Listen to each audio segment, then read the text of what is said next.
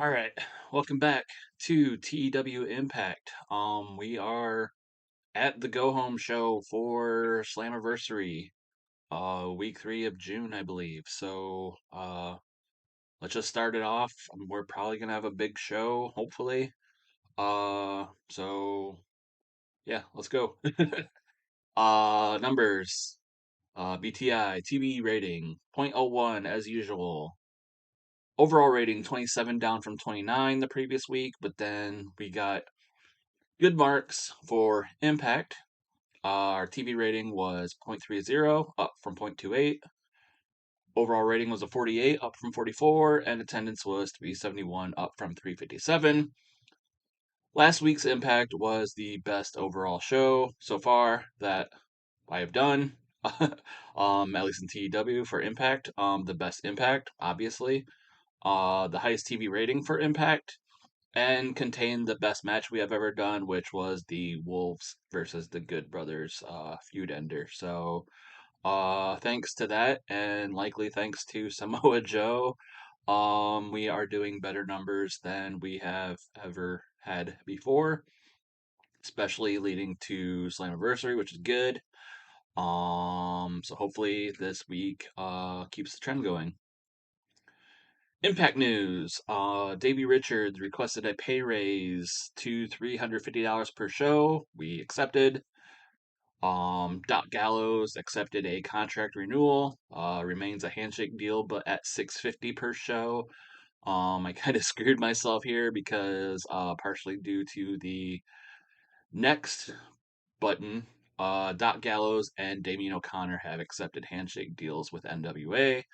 I mentioned last week they were in negotiations, and I also mentioned that I didn't really care if they also took handshake deals with NWA, considering we have multiple people working there already.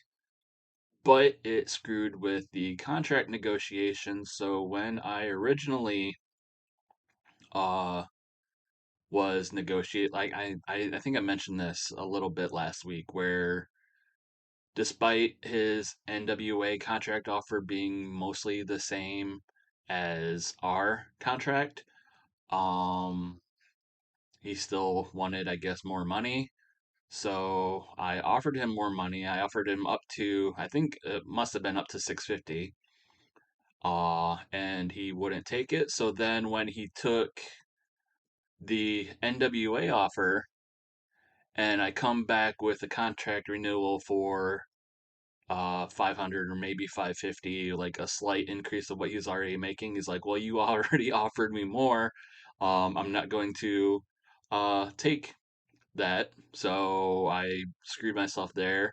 Um, so now he's making 650 per show. Um, which is, I know Joe Doring is like our most expensive per show uh at like 800. Doc might be second now.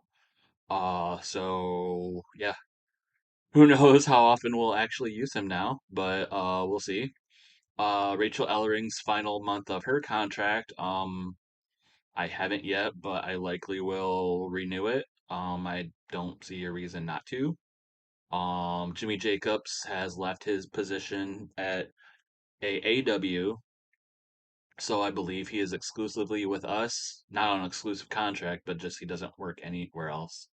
Reminder that he's basically probably our most used road agent, considering I use him for all the non-wrestling segments. And then he is also color commentator for Before the Impact. Alex Shelley signed a one-night deal with AIW to appear on an episode of Go for Broke. By the way, he teamed with Lee Moriarty and the Duke to defeat Lewis Linden and To Infinity and Beyond. Um, I didn't put it in here, but also I was originally going to put the results of the most recent AIW event, but when I looked at it, there wasn't really a whole lot to it. The thing was, it was for the JT Lightning Invitational Tournament, which, if you remember, we had the J or they had the J Lit last month, at a show which wasn't the J-Lit, and now that the J-Lit show is this month, they didn't have it. But they did have a main event of Eddie Kingston versus Matt Cardona. Eddie Kingston retaining the absolute title. So good for him. Um, a reminder that I believe Shane Douglas won the J-Lit, and I don't think he was even at this event. So weird things happening there, but whatever. Also, I just like to check in on AIW just to see what happens there. But then Matthew Raywell and Shaw Guerrero have divorced. The divorce trend continues. I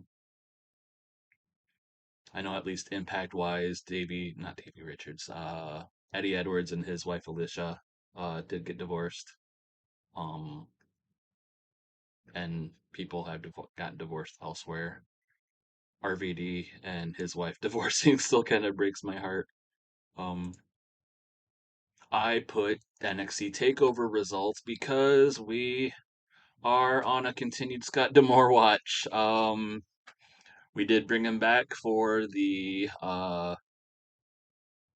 we brought him back as when we brought Samoa Joe in. Um, and he actually was on Takeover, not even in a dark match, but on the actual show. Scott D'Amore, Dexter Loomis, and Kushida defeated Josh Briggs and the Grizzled Young Veterans. And then also, as far as Samoa Joe in promo, and then defeated Santos Escobar and Julius Creed to retain the 24/7 title. Um, I believe this, him defending the 24/7 title and not the NXT title, has happened before on a takeover, and I don't know why. Um, but yeah, Samoa Joe, a busy boy. Um, I actually kind of like it. Like, the 24/7 title not being like a comedy title, but just a title that's defended wherever. So Samoa Joe has to defend a title, like he was booked on SmackDown last week, and he has to defend it on Takeover, but he also was the NXT title holder. Um, yeah, and then factor in that he's working Slammiversary, that he's and also works PWG, but I don't remember if he's worked a PWG show lately. But yeah, Samoa Joe, probably the busiest man in this particular universe, considering he's working three different companies right now with two different titles. American news, for WWE, Dewdrop has left. Her contract has run out. I am interested in bringing her in. Don't know when, but I believe that would probably be a good name. Well, not Dewdrop, not that name. That name's horrible. But if we do bring her in as her original Viper, or as she originally was in the UK, and make her the badass that she was over there instead of what WWE is doing to her. But at least in this universe, they let her go. Um, who they didn't let go was Brian Kendrick, Veer Mahan, and Ken Doane have all extended their contracts. And then Zoe Stark suffered a moderate shoulder separation on an episode of NXT, out for the next month. AEW, big title change. They haven't really had title changes considering, their talent pool, but Alex Reynolds and John Silver have defeated the Lucha Brothers on Dynamite to win the tag team titles as their first reign. The Lucha's title reign started back in September, and they've had 11 defenses so far. So, big news that a a title has changed hands in AEW. Like I said, they don't change hands that often. I believe CM Punk is still the uh, world champion over there. The Lucha Brothers, September, October, November, December, January, February, March, April, May, June. 9 or 10 months. I was counting on my fingers, and then I uh, got confused because I'm dumb. So yeah, major, especially for Alex Reynolds and John Silver. Big news for them. But big news elsewhere. Cody Rhodes has joined the NWA on a handshake deal. He is still within AEW. Not only is he in AEW, he's the TNT champion, and he debuted on an episode of Power by defeating Pero in the main event. But not only has he joined NWA, but he's also joined PWG. So, considering PWG has some of the goofiest show results in this save, it remains to be seen how much goofier they will get. And then Championship Wrestling from Hollywood, Thunder Rosa has joined on a handshake deal. She is also still with AEW. So AEW lending out their talent. I know Ruby Soho, who is their women's champion. I believe the women's no, the TBS. One of those one she holds one of the belts. I can't remember which, but she I think is went out to AAW.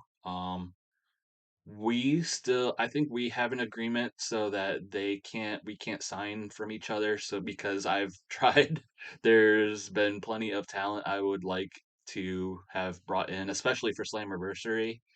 Um, Former Impact talent. But we have that agreement that we can't sign from them, or yeah, and they can't sign from us, I think. Especially since we broke those agreements with WWE and NXT, I don't really want more negative um relationships on our end. But maybe that'll change. I don't know. But yeah, AEW seems more than willing to lend out their their talent, just not to us. International news for AAA. The only real news out of Mexico right now. Tessa Blanchard is still working there, but who knows for how long because she has upset the promotion with the shoot interview. Averno won the Mega Championship by defeating Roosh and Blue Demon Jr. on an episode of Worldwide. It is his first reign. And then Drago won the World Cruiserweight title by defeating Joe Leiter and Mr. Aguila, also his first reign, also on that episode of AAA Worldwide. New Japan, Taichi has left. His contract is run out and not renewed. Noah, Sugiura Gun, which is Kendo Kashin and Kazushi Sakuraba, defeated Momo no Seishun Tag, Atsushi Katoge, and Daisuke Harada to win the GHC Junior Heavyweight Tag Team titles. Notable because Kashin has also announced his retirement and is set to retire in August. So another instance of, I think it's really been Japan, maybe some Mexico, but Japan, these Japanese companies really wanting to uh, have their people that are retiring retire with belts. It happened with Kojima. It happened in uh, either Stardom or one of the Joshi promotions. So yeah, um, don't know why, but I don't know.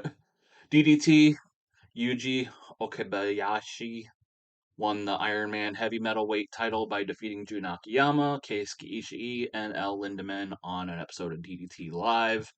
His first reign, I believe Akiyama was the previous champion, but Akiyama then defeated Shima to win the KOD Openweight title on an episode or a taping of DDT Live that happened that night, but will air probably next week because I think it was the next taping after this one. So Akiyama losing a belt, winning a belt, we'll show later. But his second reign with the KOD Openweight title. Retirements and Hall of Immortals. Thankfully, no deaths this week. Announced Brian Blair, Lanny Poffo, and Tank Toland have all announced for retirement. But as for retirements that have gone into effect: Ric Flair, Dave Hebner, Eric Bischoff, Francine, Andy Douglas, Joey Exotic, Hulk Hogan, Antonio Honda, Angel. I believe this is the ECW Angel, not the XPW Angel. Um, Baldy's Angel. Gerald Clark, Bob Backlund, Antonio Inoki, Bob Borton Jr., Kendo Nagasaki. I believe this is the British Kendo Nagasaki, not the uh, Japanese Kendo Nagasaki, if I remember right. Missy Hyatt, Mark Jindrak, Todd Gordon, Jerry Lawler, Tim White, Don Harrison, Reckless Youth. And then Raven and the Great Khali have been inducted into the Hall of Immortals. Both men have retired, so I guess that made them eligible. Reminder, Raven is still under contract to us, but we really haven't been using him since really just an excuse to put Brian Myers over and give him another ECW legend to defeat. Um, Eligible as a road agent, but we haven't really been using him because he's kind of pricey. But we shall see. I think before the impact. Yep, before the impact is next. So we start off with, well, I guess it's both tag matches all night. So, tag match of Mance Warner and Danhausen defeating Raj Singh and Shera. Mentioned on commentary that, well, Mance and Danhausen kind of crossed paths last week and were thrown together in this match after declaring their intent to enter Feast or Fired. Singh and Shera have also announced their entry into Feast or Fired, so this was kind of a preview. But Mance Warner and Danhausen, the odd couple, won. And then we get an angle with Caleb with a K, Larry with a D, and Falaba. Um, Reminder that Falaba has not really fallen in line with Caleb with a K, his vision. So he basically enters everyone into Feast or Fired. Caleb himself, Larry, and they kind of do that as a way to challenge Falaba. Falaba really just grunts in approval and leaves. Then we get Janai Kai, Savannah Evans, of the Tosh Steele's crew, defeating Rachel Ellering and Roxy in a tag match. I believe I had this set as Madison Rain and Brandy Lauren interfering, costing the face team the victory. Savannah Evans getting the win, which follows up with the angle afterwards where Quinn McKay runs out for the save, which also brings out Killer Kelly, wanting to get revenge for last week losing to Quinn McKay, and then also bringing out Tasha Steeles, who might have been at ringside um, already. But basically, this results in a big brawl between the three teams of three. But then afterwards, while that is happening, the Inspiration, the Knockout Tag Team title holders, Tag Team Champions, and Tennille Dashwood come out, but they stay on the stage and basically laugh at all of the teams fighting amongst themselves and each other, which brings out Gail Kim. Gail Kim is on the microphone and basically tells everyone to stop what they're doing and hold up, and basically directs the attention to everyone that's in the ring to the stage and basically shows, like, don't you see the Inspiration and the Aussie Invasion, the three of them, just laughing at you and what you're doing to each other, and they're sitting back and going to reap the rewards. Well, I'm not having it. So what I'm going to do is the Inspiration will be defending the Knockout Tag Team titles on Slammiversary. uh, not just against one of these teams, but all of them. What is going to happen is that since there are 4 teams of 3, each of the 4 groups are going to send a representative. Uh, okay, let's describe it. One person from each group of 4 or group of 3, so it's 4 women, will face off on the pre-show in an elimination match to determine the entry order of the remaining teams in a gauntlet match. So, the inspiration are mad at this. Tennille Dashwood's mad at this. Basically, everyone in the ring is kind of stoked. They're all getting a chance at the tag team titles. But the possibility that if Tennille were the first to be pinned, that, in the elimination match on the pre show, that the inspiration would have to go through a gauntlet of 3 teams uh, to if they want to defend their titles successfully. So of course they're not happy with that, and that ends before the impact with an overall rating of 30. And then backstage incident which took place before the impact. Havoc was brought before Wrestlers Court by Samoa Joe, since Samoa Joe is like our leader now. Considering even though he's only going to be here for a few weeks, he is officially the Wrestlers Court leader, I guess. But it was a small positive impact on Havoc, but she is likely still uh, pissed off. Uh, I don't know what her official status is, but since we released Sammy Callahan, her morale took a dive, and thinking about what to do with her at this point, we're probably likely just going to release her. We don't really have a use for her, but that was what happened before the show tonight. So now let's go to Impact. All right, we start off Impact with a 4-on-4 tag team match. The Learning Tree versus Team AAA, made last week when Myers set out the challenge, and the winner going on to Feast or Fired. Uh, and it was the Learning Tree winning with Brian Myers cheating, of course, pinning Astra Lux with a handful of tights. So the Learning Tree earning their spots in uh, Feast or Fired. Astra Lux was off his game.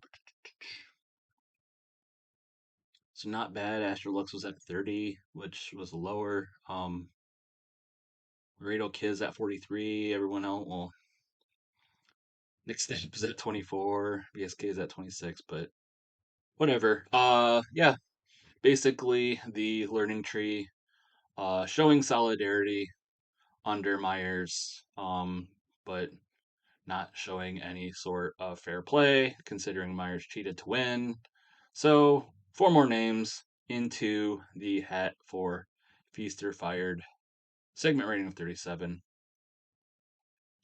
And then we get a backstage segment, which is really just a continuation of how before the impact ended. Um, that the inspiration have not been happy with Tennille Dashwood and continue not to be, and basically hold it over her head that uh, them continuing to be knockout tag team champions is up to her because, depending on if she wins, basically she better win the elimination 4-way, meaning that uh, they can enter last in the gauntlet match. So yeah, them putting pressure on Tennille when she has not been able to perform under pressure lately. So big for that. If Tennille does not win that match, you know the knockouts tag team titles could be in jeopardy. Segment rating of 38. And then we go elsewhere backstage.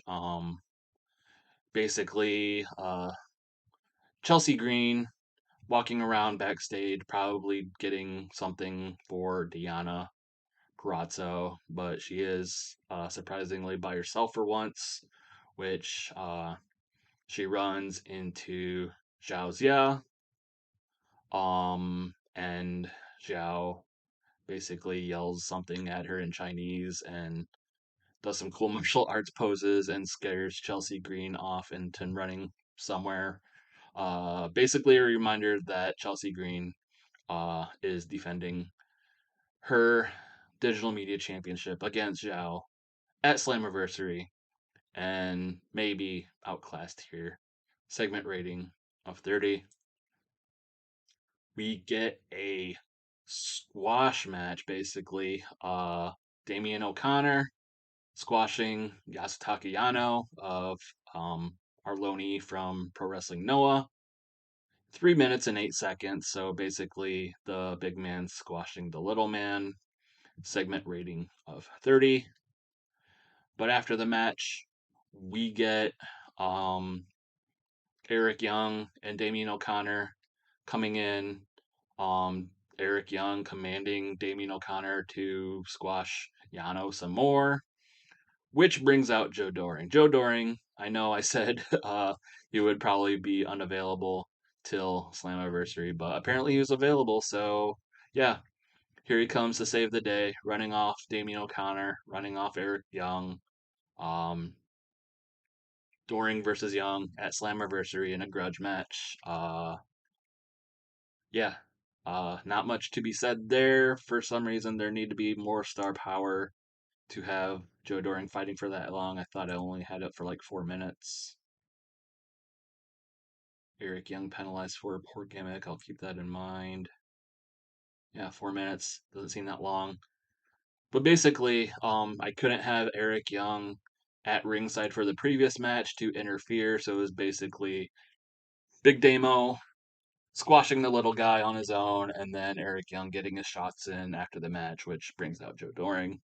I already said all that. So, segment rating 31. We get a tag match of Ace Austin and Rich Swann versus Zicky Dice and Willie Mack. That goes to a double disqualification due to interference because we had Madman Fulton come in and attack Zicky Dice, which brought out Johnny Swinger, who came in and attacked Austin. Everything just going out the window. Reminder that everyone in this match is in Feast or Fired. So Austin, Swan, Dice, Willie Mack, Johnny Swinger, Madman Fulton, and I think Hernandez is also there. Uh, so yeah, tag match that was thrown out. I kind of wanted to see if any of these teams would have any uh, chemistry. I know we accidentally stumbled onto some chemistry last week, but nothing here. Segment rating of 38. Zicky was also off of his game.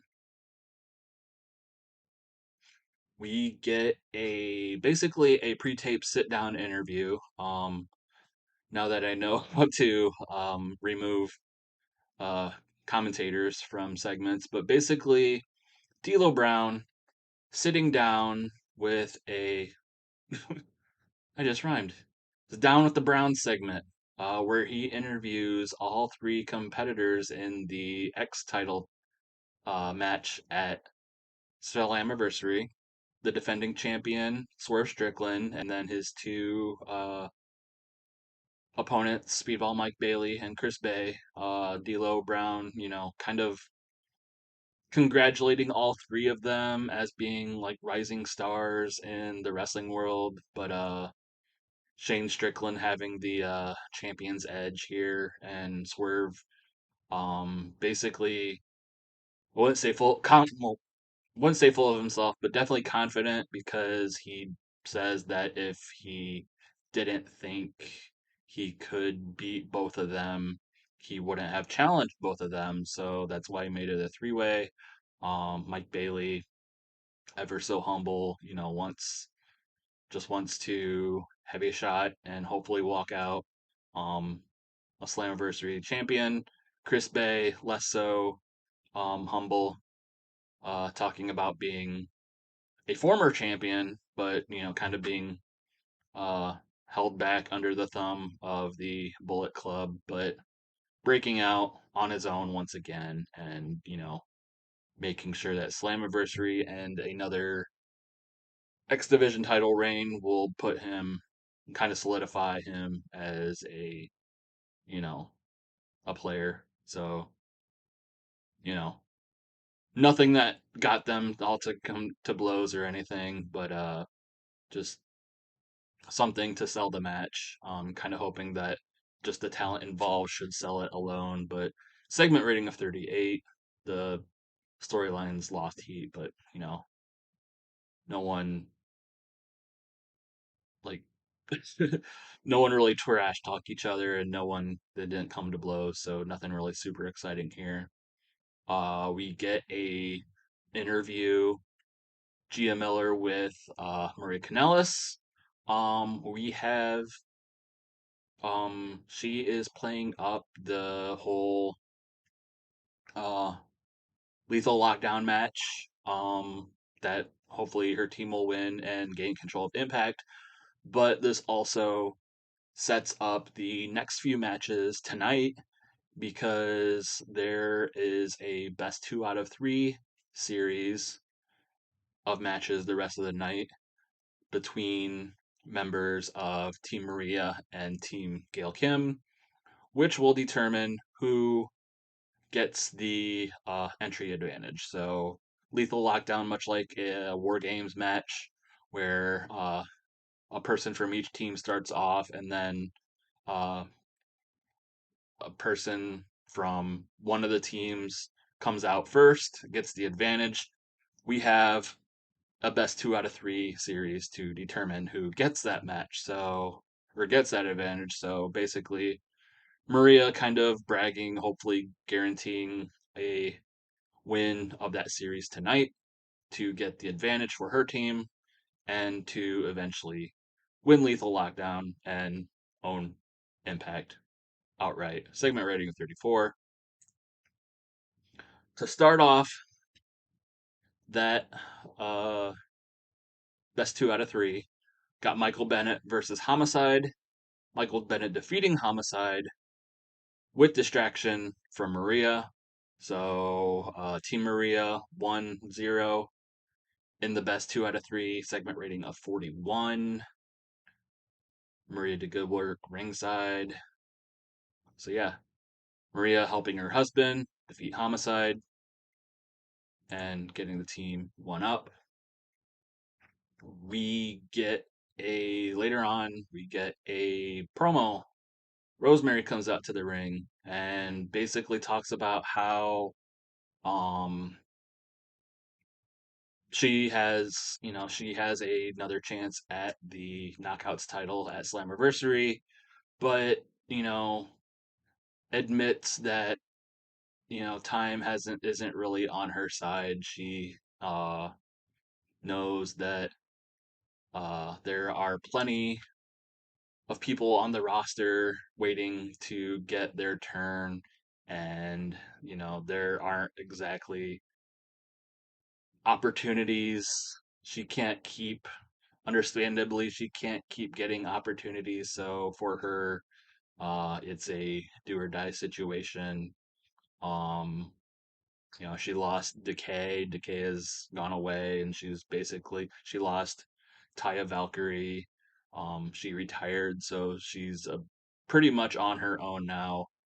The promo brings out Deanna Prazo, who basically does what she's been doing, which is mocking, anyone showing anyone that shows any sort of emotion, that she just comes out and mocks them and cries and just like boo hoo, wah wah wah. Uh the fact is that I'm going to walk out still the Knockouts champion. Eventually, Gail Kim comes out and she says that she knows that Deanna is going to do anything and everything in her power to keep that title around her waist. But since she's going to be busy with the Lethal Lockdown match and determining that, or basically keeping Impact, in the same power structure, making sure that Impact doesn't uh, revert over to Maria Kanellis, that she is installing, whatever. She is bringing in someone to keep order over the match and announces Mickie James as the special guest referee. So Mickie James comes out in a referee shirt, uh, celebrating. Deanna, of course, going nuts. She does not like this. Um, of course, Deanna defeating Mickie James, and Mickie hasn't really been seen since, but now she is back as the special guest referee for the Knockouts title match between Deanna Purrazzo and Rosemary. Segment rating of 33. And then in the second match in the best 2 out of 3, Jordynne Grace defeating Steve Maclin clean in 8 minutes. It's kind of surprised like Maclin didn't put up much of a fuss or anything. But yeah, Jordynne Grace going over Steve Maclin. Uh, the best of series is 1-1 between Team Maria and Team Gail. So whoever wins the next match will determine whose team gets advantage in Lethal Lockdown. Segment rating of 37. Jordynne Grace actually have a better performance than Steve. We go basically. We get a recap of the tussle, I guess you can call it, that broke out between Matt Striker and Ian Riccaboni last week. That D'Lo Brown was in the middle of. Matt Striker feeling that Ian Riccaboni is trying to take his job and is firmly on the side of Team Maria. But Matt Striker claims this week that, cooler heads have prevailed. He's willing to share the table, let bygones be bygones, until we get a video clip backstage of Matt Striker meeting Robert Evans earlier in the day. Robert Evans, the barrister of Maria Canal LC.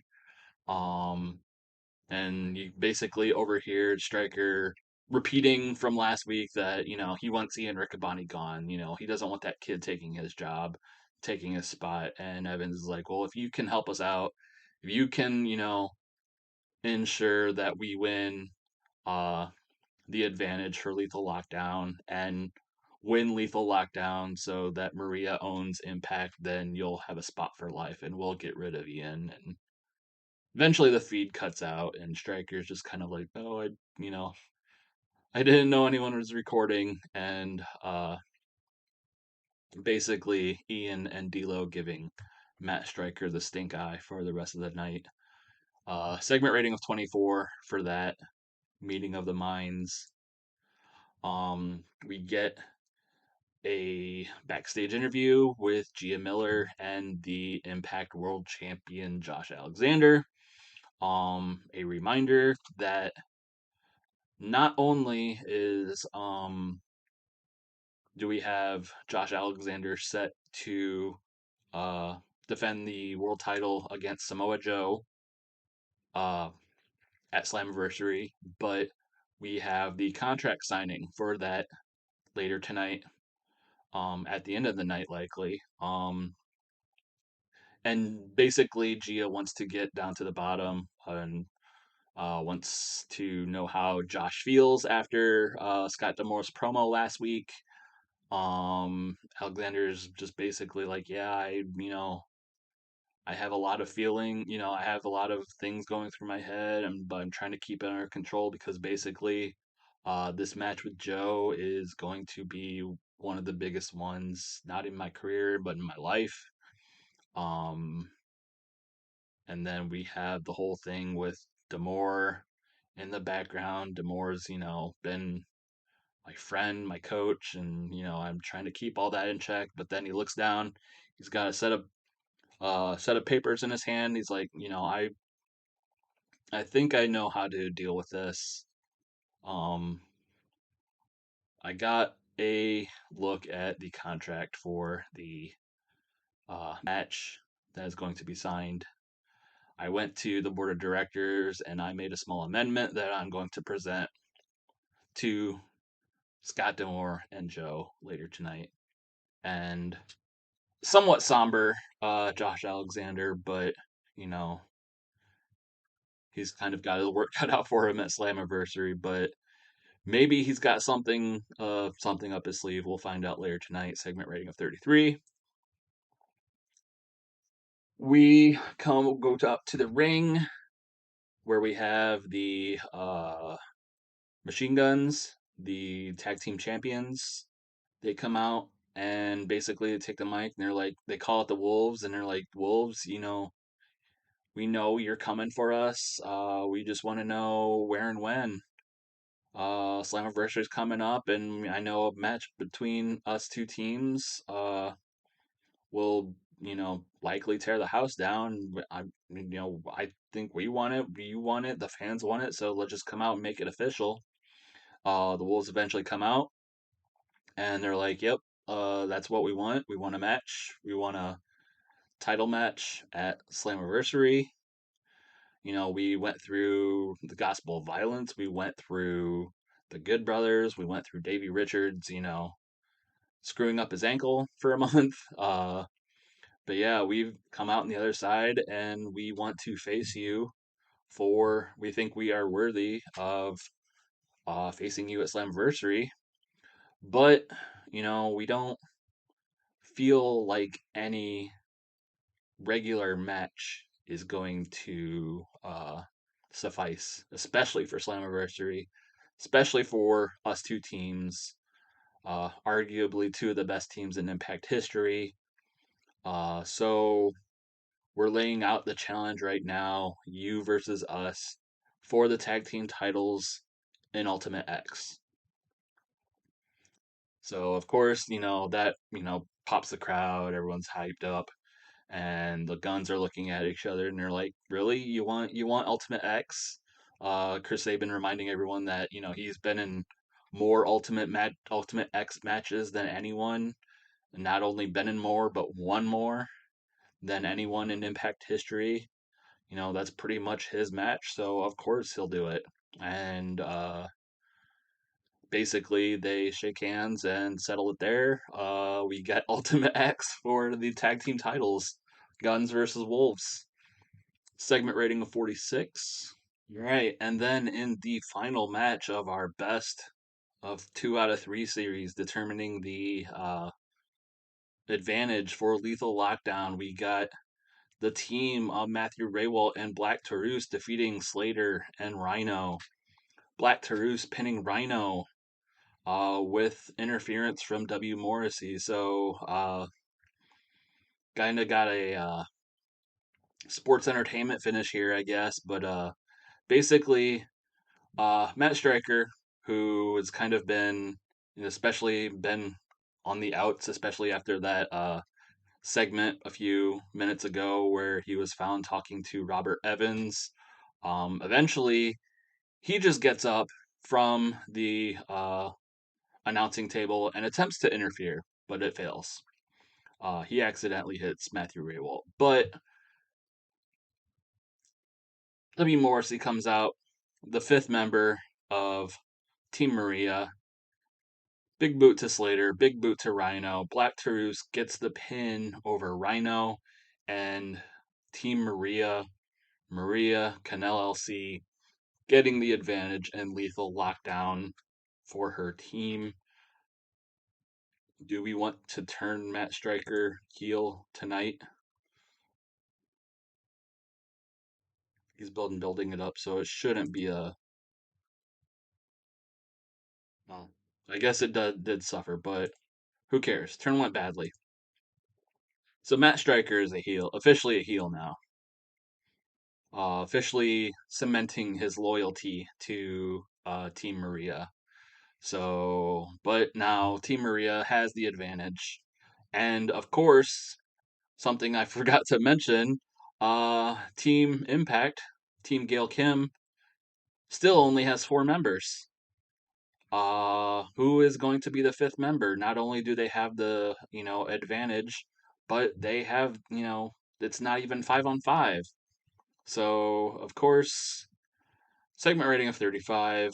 Um, we get Morrissey and Raywalt and Torus beating down Slater and Rhino when Jake something comes out.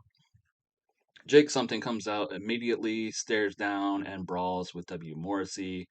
The numbers are even, and eventually, uh, Morrissey and Black Torus and Matthew Raywalt take a powder. They stumble back to, or on their way to the back.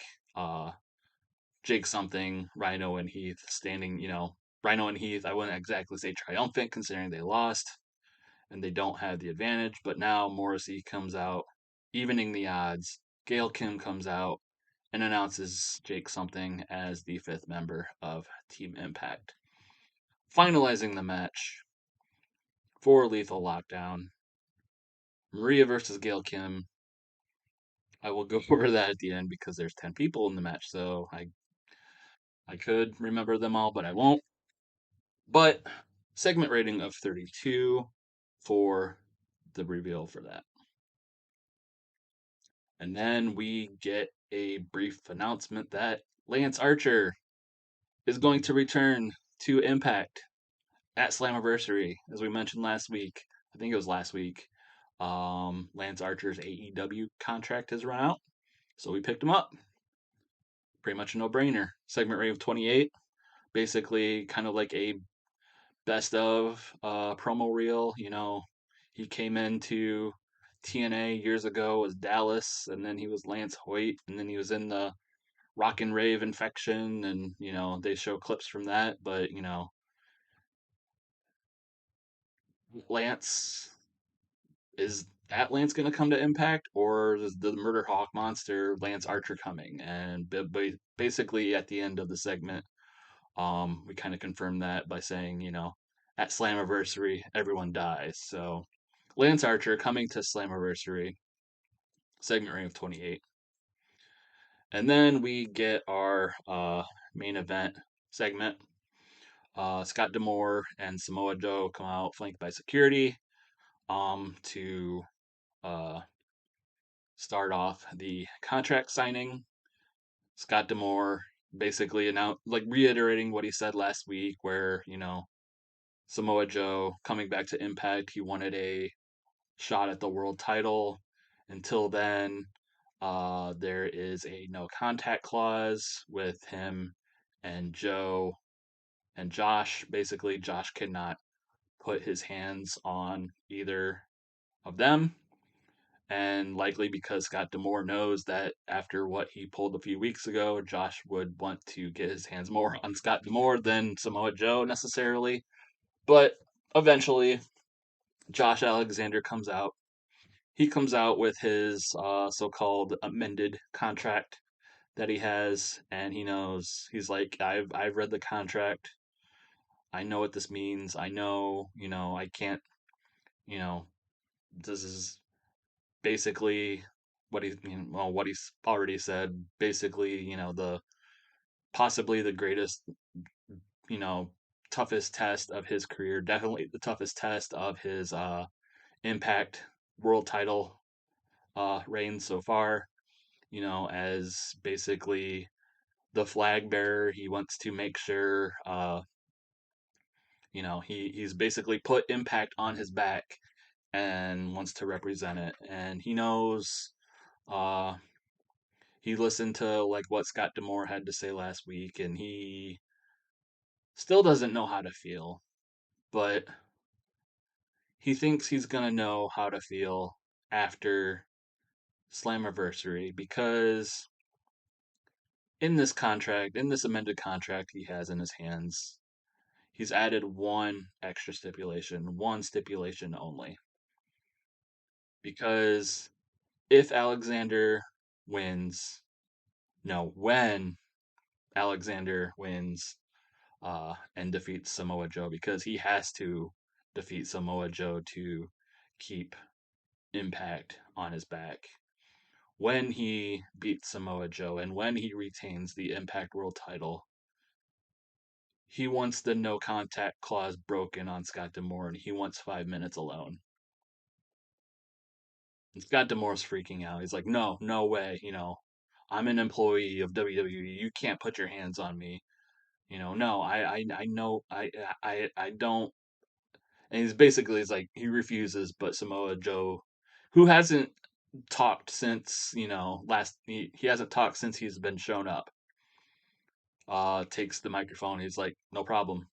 And he signs the new contract. And Scott D'Amore's like, what are you doing? What the hell are you doing? And Samoa Joe is basically like, do you think I really give a shit about this guy, Scott D'Amore?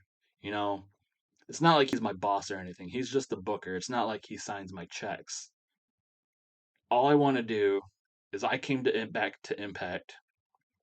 You know, I'm holding two world champions, two championship titles right now, and I want that Impact title. I want to add that Impact World title to my mantle because I want to prove to myself and I want to prove to Impact that I can walk out of here and I can walk back in and I can just take what I want. And basically, when I take that Impact World title, I'm going to put it up on my mantle and I'm going to look back at how good Impact used to be. And eventually that sets off Josh Alexander, but he doesn't. He gets in Samoa Joe's face as close as he can, but doesn't touch him. But that doesn't stop Samoa Joe. Samoa Joe cracks him in the mouth. Basically, I don't know if I have them as a table, putting him down through table, but definitely beating him down. Definitely ending the show with a coquina clutch. Uh, Making Josh Alexander pass out in the middle of the ring. But yeah, Scott D'Amore, uh, kind of getting himself into a rock and a hard place. He brought Samoa Joe in to Impact from NXT. Uh, to take the world title from Josh Alexander. But if he can't do that, then Alexander's got 5 minutes alone to do with him as he wishes. Uh, but it looks like Samoa Joe might have things firmly in hand because he's choked out Alexander, which isn't an easy task, and that ends the show. The match made official. Josh Alexander versus Samoa Joe at Slammiversary, segment rating of 42. Finish show, segment rating of 40. I was kind of noticing like as the night went on, our ratings were fairly average. Nothing really dipping a lot, but really hovering in the 30s till the end of the night. When we had the Wolves and Machine Guns, and then of course Joe. So we got a 40, but it's not as good as our last show. I think our attendance kind of reflects that too. For some reason, you would think announcing Samoa Joe being at Impact would boost the house, but show lost its popularity in two regions, increased our popularity in 34. So we got a 40, but it's not as good as we've been doing, and especially not as good as we would like to lead into Slammiversary. Speaking of Slammiversary, here's our card. All right, here's our card for Slammiversary. I was seriously thinking about doing like match graphics. Just pulled a bunch of PNGs of roster people and was going to cobble something together, but I'm not exactly good at that and would have taken more time to put this out. Maybe I'll do some for the show proper, maybe like in between, but I don't know because, um, like I said, that takes time and I'm very lazy. So, Slammiversary, we got our main event, the Impact World Championship, Josh Alexander defending against Samoa Joe. If Josh wins, he gets 5 minutes alone afterwards with Scott D'Amore. We have Ultimate X for the Impact Tag Team titles, the Motor City Machine Guns defending against the Wolves. Lethal Lockdown for control of Impact, Maria Canel LC, Team Maria of Michael Bennett, Black Taurus, Matthew Raywalt, Steve Macklin, and W. Morrissey versus Team Impact with Gail Kim of Homicide, Heath, Rhino, Jordan Grace, and Jake Something. Team Maria having the entry advantage. The Knockouts Championship match, Deonna Purrazzo defending against Rosemary. Guest referee Mickey James. The X Division Championship match, Swerve Strickland defending against both Speedball Mike Bailey and Chris Bay. Gauntlet match for the Knockouts Tag Team Championship. The inspiration of Cassie Lee and Jessie McKay. The teams have been determined. Madison Rain and Brandy Lauren, Tasha Steeles and Savannah Evans, and Roxy and Rachel Ellering. The order of the entry will be determined by the order of elimination of the pre-show match. Digital Media Championship match, Chelsea Green. That's not her name. Ja, do not cease and desist us, WWE. Chelsea Green defending against Zhao Zia. Grudge match, Joe Doring versus Eric Young with Damian O'Connor at ringside likely. And the return of Lance Archer to Impact. And then our pre-show matches. We have a four-way elimination match to determine the entry order of the Knockouts Tag Team Championship Gauntlet match. Tennille Dashwood versus Killer Kelly versus Quinn McKay versus Janai Kai. And then our Feast or Fired Battle Royale for 4 briefcases, one containing a World Championship title shot, one containing a Tag Team title shot, one containing an X Division title shot, and one person fired. The announced competitors for that match: Ace Austin, Madman Fulton, Johnny Swinger, Zicky Dice, Hernandez, Mance Warner, Danhausen, Brian Myers, Avery Good, VSK, Nick Stapp CPA, Rich Swan, Willie Mack, Raj Singh, Shara, Caleb with a K, Larry with a D, Falaba, and then Diener and Crazy Steve, who I had not announced, but are basically there to get us to 20. So 20 people in the Feast or Fired to determine 4 of those people walking out with either a title shot or a pink slip. So that is the go home show to Slammiversary, and that is Slammiversary proper. One more look at, what led us here, I guess. Yeah. Michael Bennett versus Homicide doing decent, and then our Wolves challenging the Motor City Machine Guns, and then Joe beating down Josh Alexander. You would think Lance Archer announcing that would have done a better number, but who knows? Like, I understand Matt Stryker and Robert Evans in a backstage segment getting a 24, but everything else in the 30s, you know, unfortunate, but, we got big things at Slammiversary happening. So tune in. And thanks for tuning in tonight.